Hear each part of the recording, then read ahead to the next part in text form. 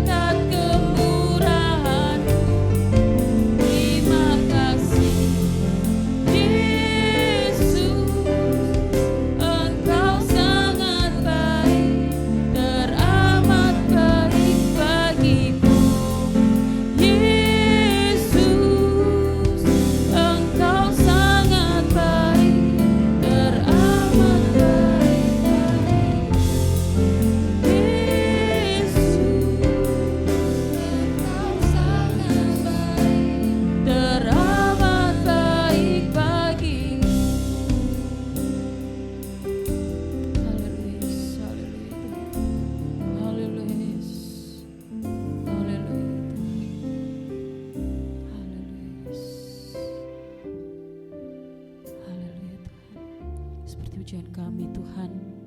Kami ada saat ini semua karena anugerah-Mu Tuhan, semua karena berkat kemurahan-Mu Tuhan. Pagi ini kami hadir di tempat ini Tuhan. Kami mau berikan hati kami yang terbaik. Kami mau membuka hati kami untuk mendengarkan firman-Mu Tuhan. Berbicaralah Tuhan kepada kami semuanya melalui hamba-Mu.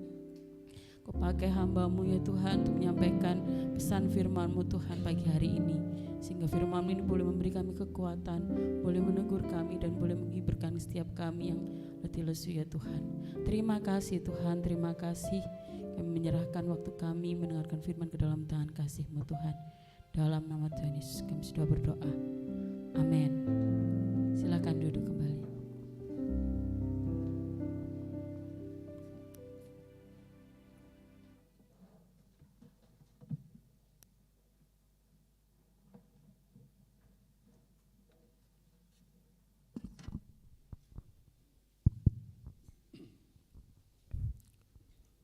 Salam. Puji Tuhan, selamat pagi Bapak Ibu dan saudara-saudara yang kami kasihi di dalam Tuhan. Tentu pada pagi hari ini kita bersyukur kepada Allah yang luar biasa itu. Kita diberikan satu kesempatan beribadah dengan keadaan sehat wal afiat. Itu merupakan hal yang perlu kita syukuri di dalam kehidupan saya dan saudara.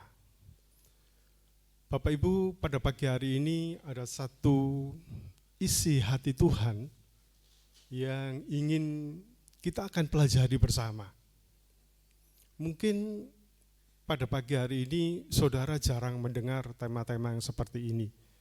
Tapi ketika saya berdoa kepada Tuhan, Tuhan, kira-kira apa yang perlu saya sampaikan untuk jemaat warga GKB Philadelphia ini?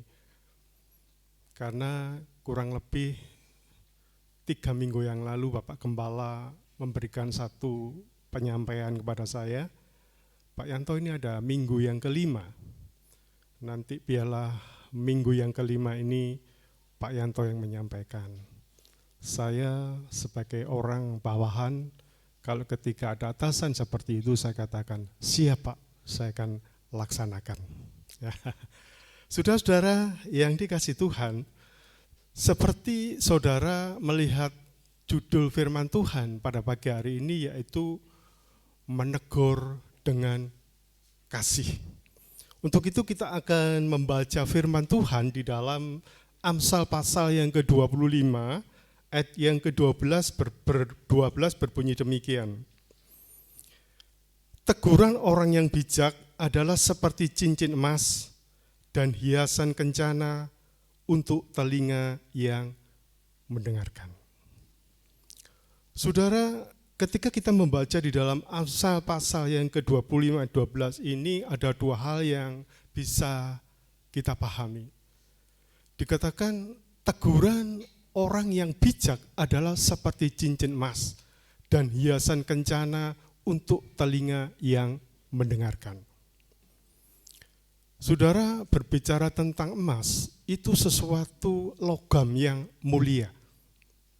Apalagi hari ini harganya cukup mahal. Artinya bahwa berbicara tentang emas itu sesuatu yang sangat-sangat dan berharga. Kecuali di sini ada Mas Didik, ada Mas Tono, ada Mas Yanto. Itu mungkin harganya tidak semahal itu. Iya. Iya, lebih mahal. Oke, lebih mahal. Itu bagi Bulani, ya. Saudara, kemudian yang kedua itu dikatakan dan hiasan kencana untuk telinga yang mendengarkan. Ketika saya melihat apa sih arti kencana untuk telinga yang mendengarkan itu, ternyata di dalam bahasa, dalam terjemahan atau saya melihat di Google itu ada satu hal yang mengatakan begini, arti daripada kencana itu, yaitu orang yang berharga. Ketika orang itu hidupnya dekat sama Tuhan atau orang yang saleh di hadapan Tuhan. Jadi dua-duanya ini sangat-sangat berharga. Lalu kita bertanya, saudara, siapakah yang perlu kita tegur? Ya, siapa orang yang perlu kita tegur? Mungkin itu bisa istri kita, mungkin bisa suami kita, mungkin bisa anak kita, atau orang-orang yang kita sayangi, kita cintai. Nah, tentunya saudara, ketika menegur seseorang itu ada satu dasarnya. Dasarnya yaitu kasih. Menegur yang tidak memojokkan, menegur yang tidak melukai, menegur yang tidak menyakiti, bahkan menegur yang tidak bisa istilahnya enggak menyakiti orang gitu, tidak menyinggung perasaan orang lain. Nah, hari ini saudara-saudara berbicara tentang menegur dengan kasih, kita akan belajar bagaimana sih dasarnya orang yang menegur dengan kasih itu. Saya memberikan satu contoh, saudara. Seorang pelayan Tuhan yang awalnya itu orang yang beringas, seorang yang seenaknya sendiri, tapi ketika ditegur dengan kasih, saudara-saudara, dia mengalami satu perubahan di dalam hidupnya. Tentu sekali lagi dasarnya itu kasih, ya kan? Untuk itu kita akan melihat di dalam Kisah Para Rasul pasal yang ke-9 ayat yang ke-4. Yang pertama, dasar yang menegur pertama. Dikatakan demikian, Kisah Para Rasul pasal yang ke-9 ayat yang ke-4. Dikatakan demikian. Ia rebah ke tanah dan kedengarlah olehnya suatu suara yang berkata kepadanya, Saulus, Saulus, mengapa engkau menganiayaku? Saudara, dasar yang pertama untuk menegur seseorang itu tentu saya katakan dasarnya kasih.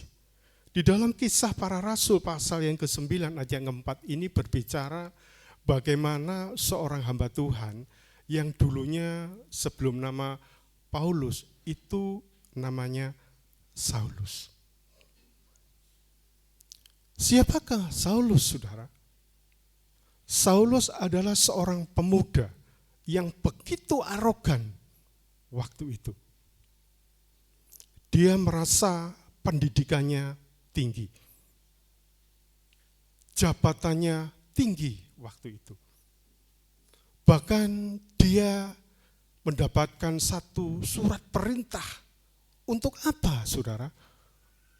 Untuk membunuh, bahkan memenjarakan. Firman Tuhan katakan, tidak peduli perempuan, laki-laki, dia tangkap waktu itu untuk dipenjarakan. Bahkan kalau perlu, saudara, mungkin bisa dibunuh. Saudara, bayangkan kalau hari ini ada orang yang bernama seperti ini, seenaknya sendiri, begitu arogannya. Nah, ayat di dalam Kisah Para Rasul pasal 9 ayat yang ke-4 itu berbunyi demikian. Ketika Saulus ini punya latar belakang pendidikan yang tinggi dengan jabatan yang tinggi, ya kan, dikasih surat perintah, apa yang dilakukan? Satu kali, saudara-saudara, dia pergi ke rumah-rumah ibadah untuk mencari pengikut-pengikut Kristus. Waktu itu dia tangkap, tidak peduli itu perempuan lagi, dia tangkap, dimasukkan penjara, bahkan kalau perlu dibunuh. Saudara, lalu di tengah jalan firman Tuhan ada satu cahaya yang memancar. Bahkan sampai pada titik yang terakhir, dia matanya buta kena sinar itu. Makanya ketika di tengah jalan mencari orang Kristen, Yesus mengatakan, Saulus, Saulus, mengapa engkau menganiaya aku? Saudara, orang-orang yang seperti ini, apa perlu dibiarkan, saudara? Coba bayangkan kalau hari-hari ini, saudara-saudara, ada banyak orang yang menghancurkan gereja misalkan. Apa dibiarkan seperti itu? Dengan arogan, dengan sombongnya, dengan kekuatan. Tapi kita tahu, di hadapan Allah, kepandaian, kepintaran, kekuasaan itu tidak ada artinya. Apa yang terjadi? Ditegur sama Yesus. Saulus, Saulus, mengapa engkau menganiaya aku? Rebah saat itu, sudah. Bukan hanya itu, tapi matanya buta. Saudara, inilah saudara satu contoh bagaimana Yesus menegur Saulus. Apakah waktu itu Yesus tidak bisa membunuh dia? Bisa.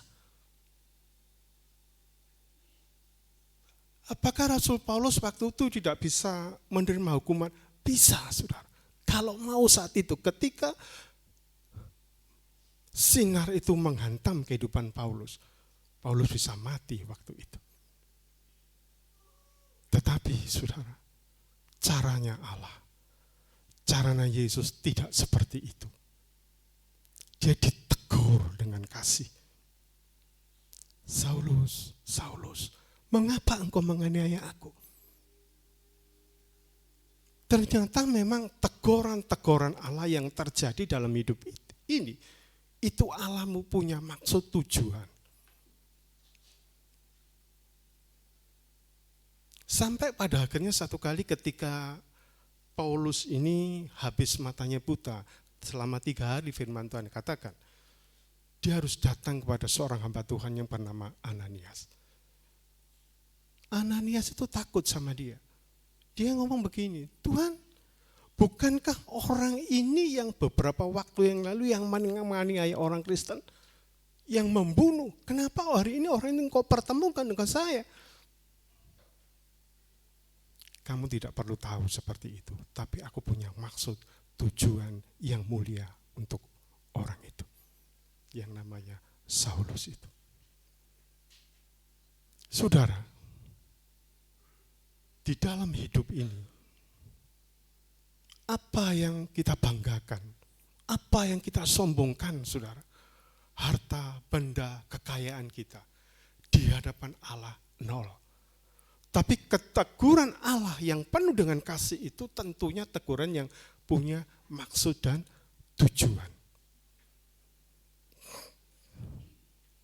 Kalau manusia kan enggak begitu, saudara ya.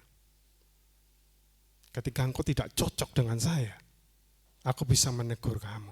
Maaf, katanya kasar, kamu bodoh, kamu goblok, kamu enggak berguna. Sudah sana, jangan kembali di hadapanku. Tapi ketika Allah menegur, tidak seperti itu. Dia punya maksud tujuan yang mulia. Teguran Allah ini teguran yang penuh dengan kasih sayang. Bahkan kalau saudara mendengar cerita-cerita tentang penginjilan seorang yang bernama asalnya Saulus menjadi Paulus ini, saudara, seluruh dataran Eropa itu penginjilannya dia. Nah, Bapak Ibu dan saudara-saudara yang dikasih Tuhan. Jadi dari sini kita tahu bagaimana cara menegur itu. Tentu dasarnya dengan kasih. Menegur tidak melukai, tidak menyakiti, tidak menyinggung perasaan orang lain. Tapi menegur dengan kasih itu orang bisa menerima. Saudara, coba kita akan melihat ya yang berikutnya di dalam Galatia pasal yang ke-6 ayat yang pertama. Berbunyi demikian firman Tuhan.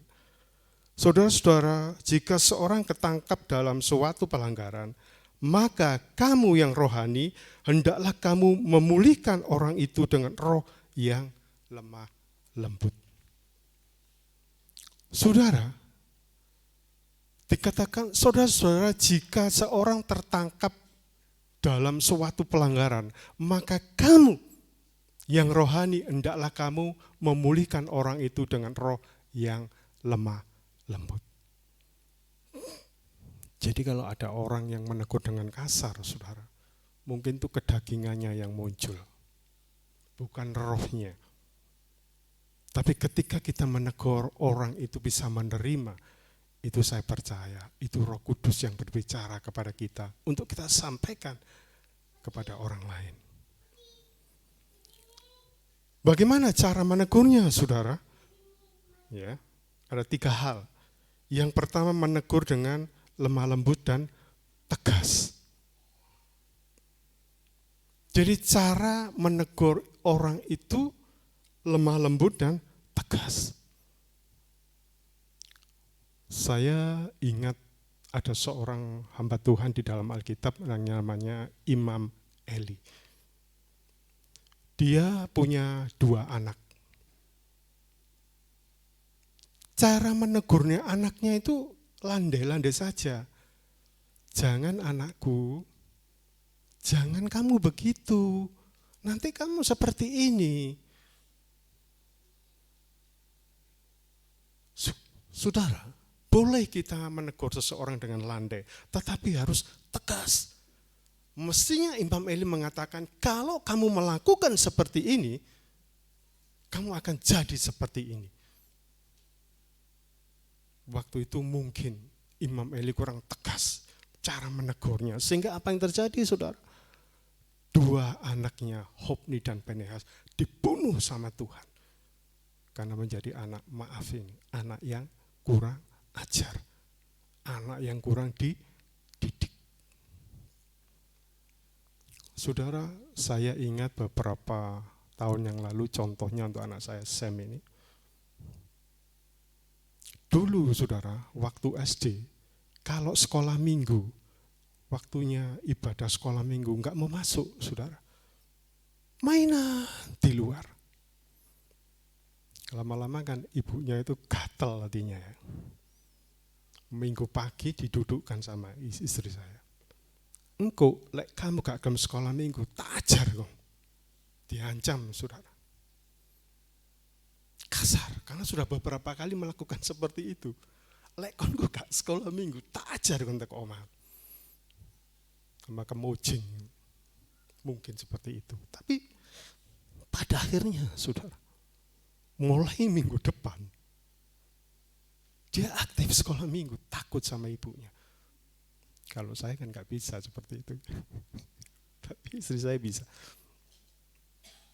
Ya jadilah seperti hari ini, saudara. Kalau waktu itu gak diancam, saudara, ya mungkin masuk main-main terus seperti itu.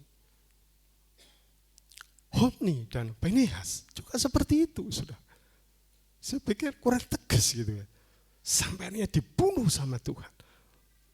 Nah, itu cara menegur dengan kasih. Ya dipukul, tapi demi kebaikan. Saya yakin kalau waktu itu mungkin Imam Eli cara menegurnya seperti itu, tegas ya. Anaknya enggak sampai mati. Cuman punya 2 anak, saudara. Dibunuh sama Tuhan. Gara-gara yaitu tadi, kurang diajar. Kemudian yang berikut, bagaimana cara menegur dengan kasih? Gunakan kata-kata yang positif. Mungkin bagaimana kita menegur anak-anak kita, orang-orang yang kita kasihi, kita harus bisa menegur dengan hal-hal yang positif. Saudara, ketika saya masih tinggal di Mergosono, sebelah saya itu kalau marahi anaknya, sikil 4 itu ada. 3 tahun. seperti kaki empat, selalu itu diucapkan, saudara. Ya, puji Tuhan waktu itu anak-anak mulai kecil sampai gede, sampai SMA, tidak terkontaminasi karena kami tidak pernah mendidik seperti itu. Kami tidak pernah mengatakan hal yang itu. Saya selalu mengatakan kamu itu pinter, kamu itu ganteng dan lain sebagainya. Itu yang selalu, walaupun kadang-kadang hatinya orang tua itu menjengkelkan. Kamu pinter, kamu itu ganteng, kamu jadi anak sukses. Itu perkataan yang selalu saya ucapkan. Ya, hari ini jadilah seperti ini, saudara. Adiknya seperti itu. Tetangga saya tidak seperti itu, saudara. Sekel 4 itu keluar, seenaknya legane hati ini. Tapi apa yang terjadi, saudara? Ketika anak itu tumbuh, anak, remaja, pemuda, dia berani sama orang tuanya. Bahkan beberapa waktu yang lalu pernah mukul ibunya.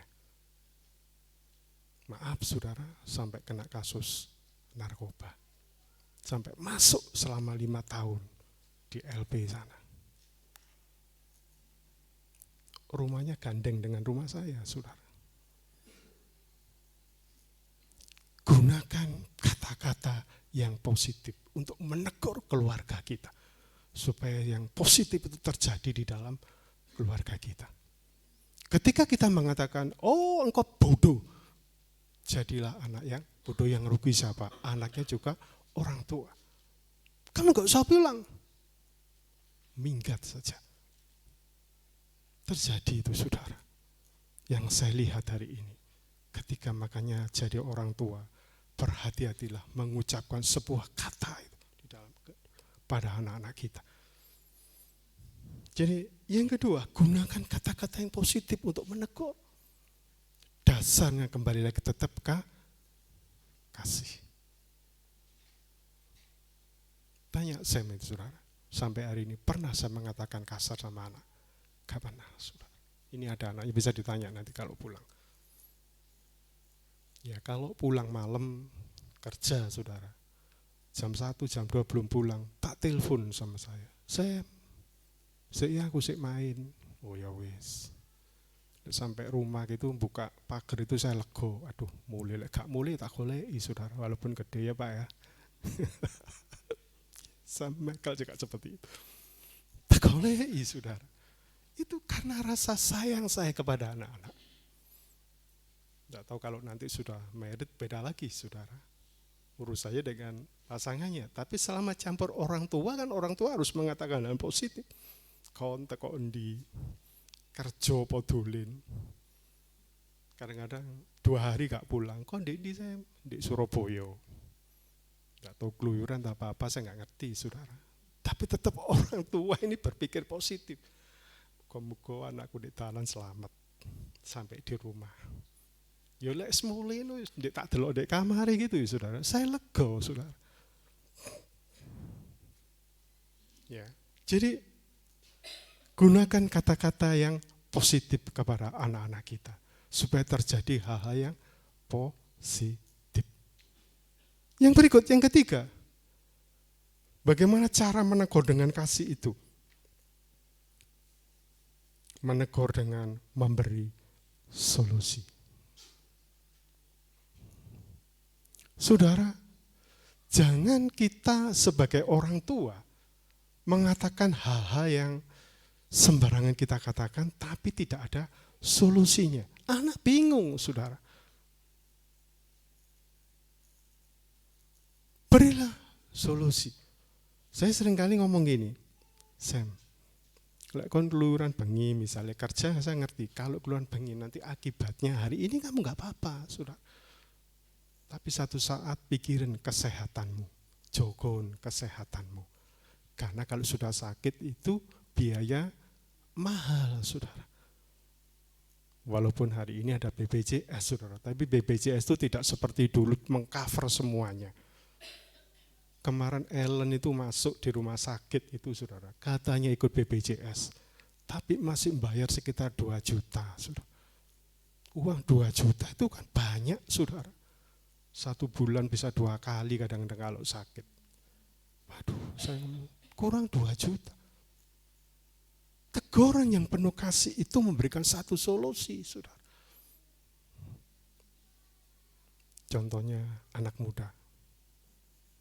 Seringkali saya katakan, kalau kamu mencari pasangan, seringkali Pak Gembala juga katakan, yang pertama itu harus seiman, sepadan dengan hidupmu. Karena pernikahan itu satu kali untuk selamanya. Pernikahan bukan sesuatu mainan, pokok asal seneng, comot sudah. Tapi akibatnya 3 bulan, 4 bulan, 1 tahun mengajukan ke pengadilan. Jadi kamu harus berdoa mencari pasangan itu supaya kamu dapat yang terbaik, sepadan, seiman dengan kamu. Ketika kamu nanti membangun sebuah keluarga, disitulah kamu akan merasakan kalau punya pasangan yang seiman, sepadan, dan kamu gak menyesal. Tapi kalau asal comot saja, itu kan hal-hal yang menegur, tapi juga memberikan satu solusi kepada anak-anak kita, saudara. Kalau kamu sembarangan cari orang di pinggir jalan aja, buat apa? Tapi ketika kamu cari pasangan yang pas, sesuai dengan kehendak Tuhan, sepadan, seiman, ketika kamu nanti masuk dalam rumah tangga, kamu akan merasakan kebahagiaan yang sesungguhnya. Karena Tuhan beserta dengan hidup kamu. Itu solusi, saudara. Saudara, kemarin itu saya dengan istri, saya buka-buka YouTube itu ya. Ada satu kesaksian yang membuat hati saya itu juga tersayat gitu ya. Di Indonesia ini ada satu penyanyi rohani. Saya tidak akan sebutkan namanya. Dia punya nama yang cukup luar biasa. Lagu-lagunya luar biasa digemari, sudah. Baik muda, tua, anak-anak. Ketika saya buka YouTube, dia bersaksi, saudara. Karena dia merasa orang Kristen, umurnya sudah cukup. Dia menikah dengan seorang yang sama-sama seiman. Ketika dia menikah, karena lakinya ini, saudara, merasa bahwa kalau saya gak nikah, saya bisa nyanyi rohani buat orang lain, tapi bagaimana dengan jemaat yang menyoroti saya? Dia menikah selama 11 tahun. Saudara tahu apa? Ternyata perempuan ini, maaf saudara, tidak pernah disentuh oleh laki-laki ini. Ternyata dia orang gay. Bayangkan saudara, lanangnya itu lakinya ganteng, wedoknya itu perempuannya cantik. Menikah selama 11 tahun, tidak pernah disentuh sama sekali.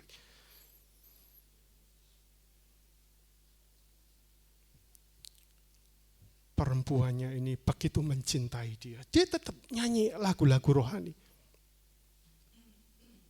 Dan satu saat saudara, perempuannya ditanya, kenapa kau gak mau meninggalkan saya? Karena aku mencintaimu. Walaupun kamu tidak pernah menyentuh saya sampai hari ini, aku tetap mencintai kamu sampai akhir hidup. Saya membayangkan perempuan ini begitu punya hati yang mulia, saudara. 11 tahun, saudara. Hari ini pun kadang-kadang belum nikah, sudah titip dulu, saudara. Tapi ini 11 tahun. Satu saat, Pak Gembalanya ini tahu. Pak Pendetanya ini tahu bahwa dia gay. Tidak bisa, gak senang sama perempuan, sukanya sama laki. Ketika dia dikonseling, satu kata Pak Pendetanya itu saya ternyuh, saya bangga. Dia punya ngomong gini Pak Gembalanya. Ketika sudah ketahuan semua, Bapak Ibu, jangan engkau menghakimi saudaramu ini. Doakan dia, jangan engkau menghakimi dan terimalah dia. Saudara, Pak Gembalanya ini, Pak Pendeta tidak pernah cerita kepada siapapun walaupun dia tahu kalau pernikahannya enggak bahagia. Dia hanya dibawa di hadapan Tuhan. Sampai dilayani 11 tahun, bertobat saudara. Orang itu akhirnya penyanyi rohani bertobat. Tapi satu kata, Pak Gembala yang saya katakan, jangan engkau cerita. Jangan engkau memusuhi dia, jangan engkau memojokkan dia, tapi terimalah dia, doakan dia. Ketika saya mendengar seperti itu, ada hal yang saya bisa terima. Seorang leadership itu harus bisa memegang satu rahasia.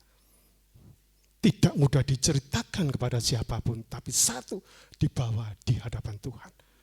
11 tahun itu bukan perkara yang mudah, saudara. Didoakan, dikumpuli. Sampai pada akhirnya, orang ini bertobat. Ketika bertobat kemarin wawancara itu, dia bilang begini, saya berterima kasih kepada Tuhan. Saya ternyata punya satu istri yang baik. Punya gembala yang begitu baik. Saya bangga sama dia. Dan hari ini saudara-saudara, dia dipulihkan keadaannya. Menegur, memberikan solusi, menegur dengan kasih itu seperti itu. Tidak menjatuhkan, tidak menyakiti, tidak melukai, tetapi membalut saudara-saudara. Sampai dia bertobat. Saya ketika saya mendengar kesaksian ini terberkati, saudara. Oh, begitu. Seorang leadership itu harus bisa memimpin, bisa memegang rahasia. Tidak ada satupun orang yang tahu, kecuali dibawa di hadapan Tuhan. Sampai selesai masalahnya. Hari ini saudara-saudara, saya, kita semua, khususnya para leadership, ayo kita akan belajar bersama-sama. Kita tidak gampang menghakimi orang. Tidak gampang mengecas orang. Tapi kalau orang itu punya sesuatu, saudara datang pada para pelayan Tuhan, saya yakin semua pelayan Tuhan akan bisa memegang janjinya itu dan didoakan sampai masalah itu selesai. Nah, saudara, itulah menegur dengan memberikan solusi, menegur dengan tegas, ya, menggunakan kata-kata yang positif. Itu yang pertama. Kemudian yang kedua, saudara-saudara. Apa yang kedua?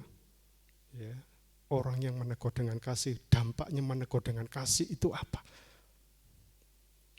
Mendapatkan respon yang baik, terhindar dari masalah.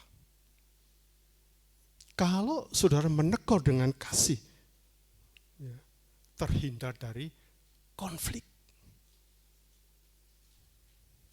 dan masalah. Coba kita menegur orang dengan seenaknya udel kita. Wes kamu kok senang gereja ini misalnya. Cari tempat yang lain, kamu ngerusuh-ngerusuh di gereja ini. Membikin masalah terus. Memang orang itu bisa pergi. Tetapi itu akan melukai seseorang. Ketika orang dilukai, saudara, sampai kapanpun dia akan ingat. Saudara, saya ingat ketika saya masih usia anak-anak lah. Tinggal saya masih di Mergosono waktu itu. Kecil-kecil ya. Ketika kita usia 9 sampai 10 tahun lah. Saudara tahu kan anak merkosono itu ya begitu gitu loh. Zaman saya saudara-saudara, misalkan ada orang punya tanaman gitu ya, katakanlah tanaman belimbing, tanaman pepaya waktu itu sangat berharga karena mergosono waktu itu masih tegalan. Apa yang saya lakukan dengan teman-teman? Kalau misalkan saya kepingin ngerujak legi gitu, gulanya itu cari di stasiun Kota Lama, dulu masih ada tram. Jadi beberapa ada yang cari gula di situ. Kami bagian mencuri, saudara. Mencuri belimbing, mencuri kates. Waktu zaman saya itu seperti itu. Nah, satu kali jam 5 pagi, saudara, saya itu naik ke sebuah belimbing, saudara. Belimbingnya Pak Guru waktu itu ya, manggilnya Pak Guru. Saya ketahuan, saudara. Di bawah itu ada yang punya. Saya ini nderdek, saudara, padahal saya sudah bawa sarung sama teman-teman. Apa yang dikatakan? Cilik-cilik wis dadi maling. Kono anake sapa? Gonen limbingi. Tapi kok dasar maling. Dua teman. Perkataan yang seperti itu saya masih ingat sampai hari ini. Saya masih, kalau ketemu orangnya sudah meninggal, saya eling orangnya gitu, saya ingat. Wong iki ben sing ngelokno aku maling, gara-gara aku ngambil blimbingnya orang itu. Lukanya belum sampai saya tua sampai eling, saudara. Nah itu satu perkataan, saudara. Hati-hati, saudara. Kalau waktu itu mungkin orangnya mengatakan wis le PN le gon mulai kan anak sapa. Saya juga akan ingat kebaikannya dia. Ketika dia melakukan mulut yang seperti itu, saya ingat sampai besar. Tapi ada orang-orang yang waktu itu memberi sesuatu kepada saya yang baik, sampai hari ini pun saya ingat. Perkataan itu, saudara-saudara, kalau diucapkan dengan kata-kata itu melukai. Ketika orang luka seperti itu, sulit, saudara, untuk melupakan. Makanya ketika kita ngomong baik, anak kita pasti baik. Ketika kita di keluarga kita mengatakan hal yang jelek, pasti kita akan melihat anak itu perkataan jelek. Satu kali saudara-saudara, ini cucu saya di Medan yang laki itu ya, itu kan biasa orang Batak. Saudara tahu orang Batak itu perkataannya kasar. Kalau ngomong itu kau gitu. Iyalah, kau mau kemana? Gitu. Karena sudah terbiasa, maaf Pak. Pak Yahya ya, itu ya. Tapi saya menyadari saudara, memang model gayanya bicara di sana seperti itu, nggak bisa seperti orang Jawa. Kau mau kemana? Nggak bisa. Iyalah, kau mau kemana? Itu karena memang lingkungan pergaulan seperti itu. Apa itu jelek? Enggak, saudara. Kalau memang di Batak nggak apa-apa. Kalau di sini ya lucu aja, saudara. Coba itu orang ada di kampung kita di Jawa ini. Ya, dirasani tonggone, wah aku gak pernah dipimpin. Ya, gak pernah dididik sama orang tuanya. Mungkin seperti itu. Nah, saudara, dampak yang kedua, menegur dengan kasih itu mendapatkan respon yang baik, terhindar dari masalah. Kemudian, saudara-saudara, dampak menegur dengan kasih itu akan mengalami satu perubahan. Kalau misalkan kita menegur, kita memberikan nasihat, dan nasihat itu sampai kepada orang itu tidak melukai orang itu, pasti orang itu akan hidupnya berubah, mengalami perubahan. Contohnya, saudara-saudara, Paulus. Ketika waktu Yesus dikatakan bahwa Saulus, Saulus, mengapa engkau menganiaya aku? Siapakah engkau Tuhan? Aku adalah orang yang engkau aniaya itu. Saat itu ketika mungkin saya percaya bahwa Rasul Paulus waktu masih ingat sebutan seperti yang lembut itu. Dia bertobat. Dia mengalami satu pertobatan dari namanya yang Saulus menjadi seorang hamba Tuhan yang namanya Rasul Paulus. Dia mengatakan apa di dalam ayatnya, saudara? Dulu kepandaian, kepintaran yang aku miliki, yang kubanggakan waktu itu, hari ini kuanggap sampah, tidak ada artinya. Maaf, bukan berarti kita nggak perlu pendidikan, tapi itu kata-kata Paulus seperti itu, saudara. Bertobat, saudara. Dia sudah tidak membanggakan dirinya, tapi dia bertobat sepenuhnya hidupnya untuk dipakai melayani Tuhan. Lah, itulah teguran-teguran yang positif, teguran yang tidak menyakiti itu mengubah seorang hamba Tuhan bertobat. Bukan hanya itu, saudara-saudara. Setelah dia bertobat, bukan hanya bertobat saja. Dia punya satu tujuan di dalam hidupnya. Di dalam Filipi pasal, tidak saya catat di situ, Filipi pasal yang pertama ayat 21 dikatakan demikian. Bagiku hidup adalah Kristus dan mati adalah keuntunganku. Dia punya satu prinsip dari orang yang arogan, orang yang sombong. Dipatahkan itu semua. Akhir hidupnya dia mengatakan, bagiku hidup adalah Kristus, mati adalah keuntungan. Punya satu tujuan, saudara. Nah sekarang, saudara, tujuan kita di hadapan Tuhan itu apa? Tujuan kita apa? Hanya ketemu dengan saudara seiman setiap minggu? Baik. Tujuan kita hanya ingin pamer apa yang kita punya? Gak apa-apa juga, saudara. Tapi orang pasti akan menilai kita. Apa tujuan kita? Memuliakan Allah. Kita beribadah kepada Allah. Kalau tujuan kita memuliakan Allah, beribadah kepada Tuhan, maka bisa mengatakan, bagiku hidup adalah Kristus, mati adalah keuntunganku. Saudara, pada pagi hari ini mari kita akan sama-sama belajar. Saya pun bukan orang yang sempurna. Ada banyak kekurangan kelemahan saya.